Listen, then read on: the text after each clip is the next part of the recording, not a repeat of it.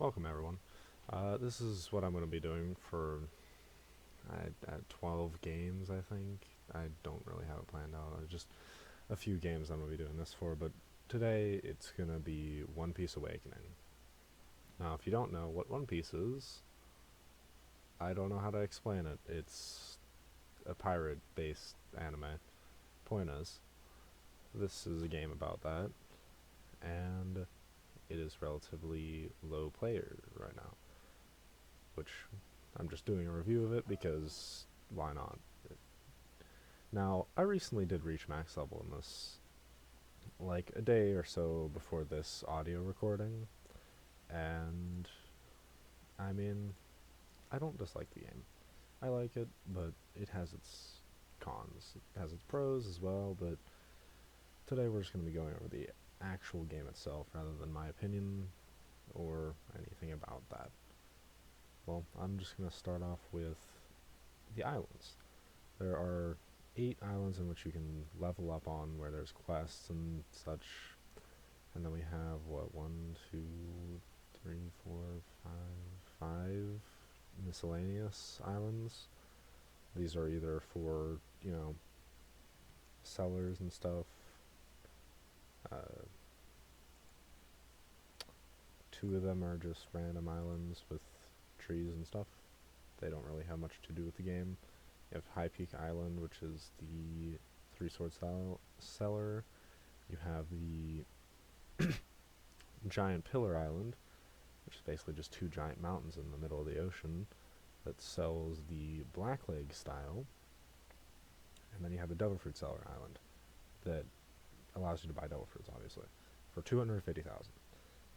And you can buy 3 Sword style for 200,000, and Black Lake style for, let me double check, 50,000. That's pretty cheap. Now, each of these islands have a seller for, a weapon. So, on this first island that you spawn at, you can get a single weapon. What was it?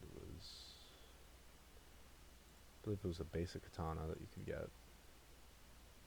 Nope, I was wrong. It's the flintlock that you can buy at the starter island. Oh, and the katana. So you can buy both of those on the starter island. The katana is 3,000 belly, and then the flintlock is 5,000. Now, you go to this bear island after level 15, you get to level 60 after that. Now,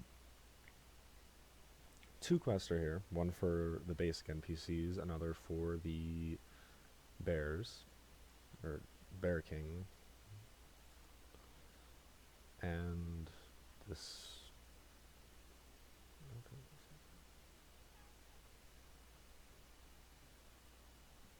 So yeah, those are all the NPCs there. There's a bunch of, let's see. Maybe I should tell you how many chests there are, but I don't think this says it.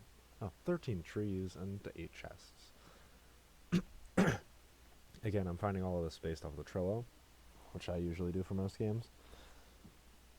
And, yeah. So now, there is a hidden shopkeeper in this island. If you go near the Bear King spawn, and then you go to the temple that's nearby, you can actually, go in there and buy the bazooka and the kikoku. Man, my throat is not feeling great. Okay, so the kikoku is 15,000. The bazooka is 35,000. The bazooka does not have any moves, but the kikoku does. It has 2, I believe. It doesn't really matter, does it? Probably not, but you have the third island, the Black Cat Island, where there's 2 quests, the boss quest and the normal quest. I don't think this changes until, like, you get to the Sand Island, in which then you get 3 quests, but Black Cat Island has 34 trees and 8 chests. It has a normal NPC's quest and a boss NPC quest where you kill Kuro. This is from level 60 to 110. I'm not going to put these up on the screen because I just don't want to put through. I just don't want to go through that effort. Now, you can go through this relatively easily. This is probably like one of the fastest islands in my opinion. Now, you have the shop there that gives you the dual katana, 2-sword style, for 40,000, which I'll get into like preferences for what sword I would prefer to use next episode whenever I'm going to go over the pros, of this game, what I do like about this game, and what I'm going to recommend you do in this game. Now, of course, I'm going to be not able to really bias towards Devil Fruits because my one and only playthroughs, I never touched a single Devil Fruit in the entire game. So, yeah. Now, moving on to the third island. 2-sword style has, 3 moves? Pretty much it. Buggy Island. Boss, normal quest. This is level 110 to 180. There are 30 trees, 9 chests. And this place, it can go fast if you want it to go fast and if you're not getting bothered. But it's not going to be really easy. The boss here is annoying, in my opinion. I guess I should probably stray away from opinions, but point is, the boss is not as easy as the other bosses were. Since he can pull you towards him and then stun you for a whole 5 seconds or something. And it deals pretty good damage whenever you're that low level. Moving right on along. On this island, you can buy the... Actually, I don't think there's anything you can buy. Yeah, no, there's no shop on this island. So yeah, I mean, that's pretty much it. You just can fight Buggy, then there's pirates. Yeah. Next island is the Snow Island at level 180 to 240. There are 2 quests, normal NPCs, boss NPC. This one is probably one of the more difficult islands in my opinion.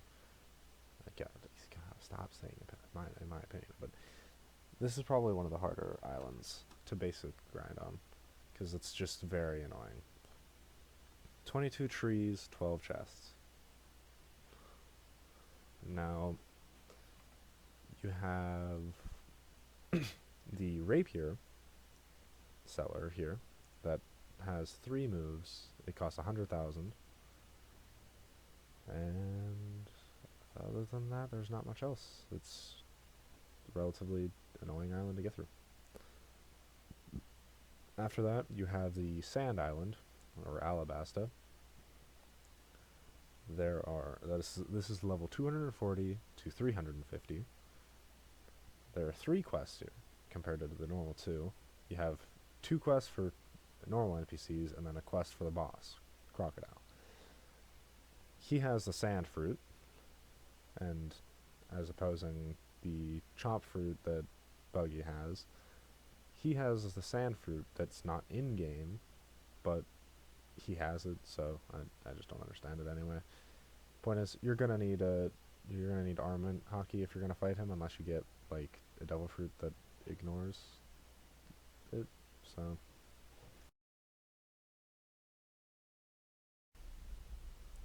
alright, so starting off where I was just at. This has 14 trees, which are cacti, so that's interesting. This island is all sorts of wacky. And 15 chests. The first set of NPCs that you're going to fight will be the Desert Rogues. There are 7 of these, and the quest is right next to the town. Then you're going to fight the Baroque Work pirates that are just further into the island from the docks. It's close to the pyramid. And there are 8 of those. The quest giver is just down the road. Now you have Crocodile, which is in between the pyramid and the town. It's pretty hard to miss his arena. When I say arena, but it's just like a giant pile of sand. But you're gonna fight him after. I think he's level 300, so that's pretty much that island. It is very weird. Oh, you can also buy the Kabuto there, which has 3 skills and is just the best ranged gun. Unless you're looking for AoE, but even then it still has AoE moves. But then you'll go to Arlong Park from level 350 to 450. You'll be fighting the Arlong Pirates and then Arlong. The Arlong Pirates are off to the right of the island, right by his mansion. And there are 8 of them. The quest giver is right inside of town, where the map would be if we were to get another map for the next 2 islands that we have here. Well, this island and the next island. But after that, you're going to go and fight Arlong, which is to the left of his mansion relative to the town. Now,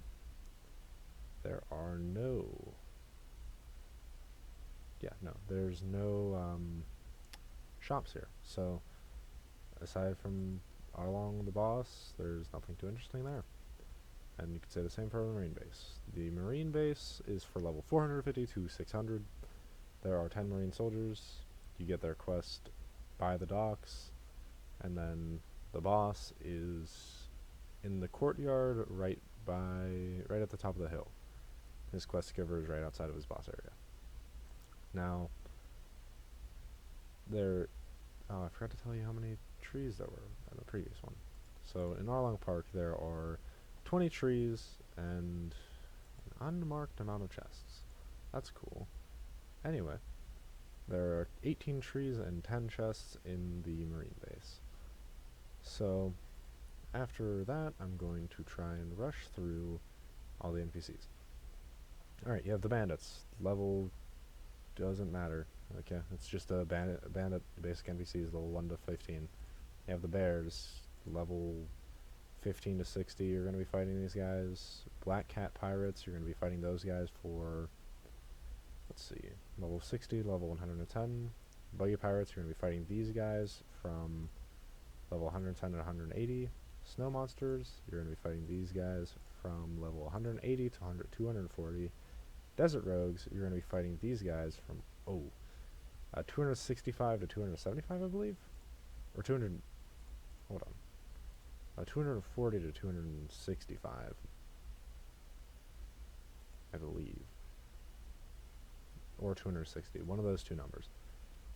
Then you have the Brokeworks Pirates, where you're going to fight them from level 260 or 265 or 270, somewhere in that range. You're going to be fighting these guys from then to level 350. Now, after that, you're going to fight the Arlong Pirates from level 350 to level 450. 100 levels. You're going to be fighting the Marine Soldiers from level 450 to level 600. Now, the bosses. These bosses are relatively easy all the way up to Buggy, and then the Yeti's okay, easy. Alright, so Bear King is level like 30, I think, to 60. Or 30 plus. Kuro is 60 plus. Buggy, wait, is he 60? There's no way. No, he's like 100 plus. Well, after you can, I don't even remember the levels, doesn't matter anyway. After that, you'll fight Buggy. After that, Yeti, Crocodile, Arlong, Vice Admiral, etc. Well, that's not etc. because that's all of them. Now, I've went over all of the all the weapons whenever I was talking about the island, so I'll just skip right over that tab. Now you have the Devil Fruits.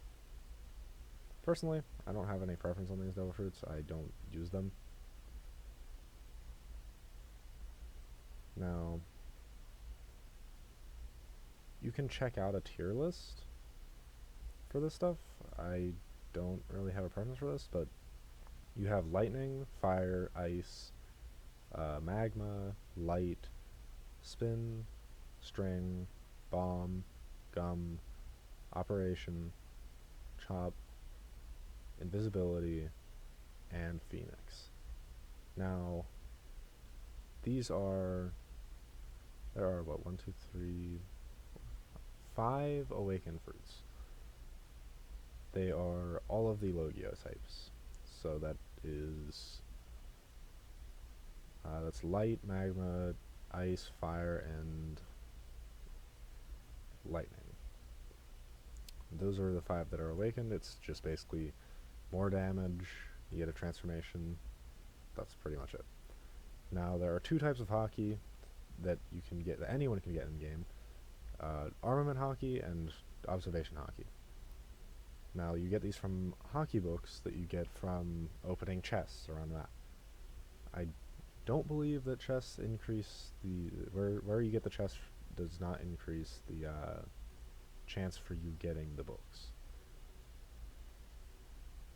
If it did, then you would probably get a lot more chests later on, or a lot more books later on.